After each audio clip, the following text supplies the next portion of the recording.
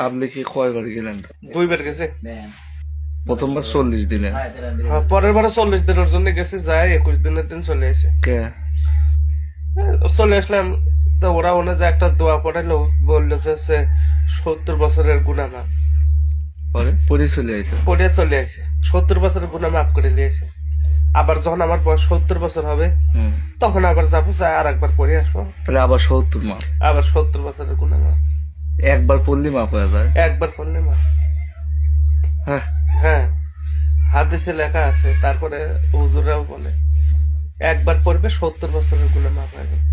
আবার ওটা কি সুবহানাল্লাহ, আমল? আমল এমন আবার সুবহানাল্লাহ একবার বললে 70টা করে হচ্ছে ইয়া দেয়, জান্নাতে গাছ লাগাবে।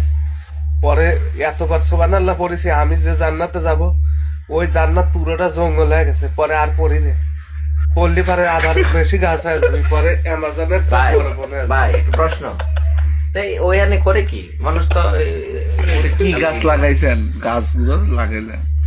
খেজুর গাছ, পাম গাছ। ওই ফল কি হইতাছে, নষ্ট হইতাছে না অপচয় হইতাছে না? ওগুলো কি না, বে- ফল ধরে নাই, যাবো যখন তখন ধরবে।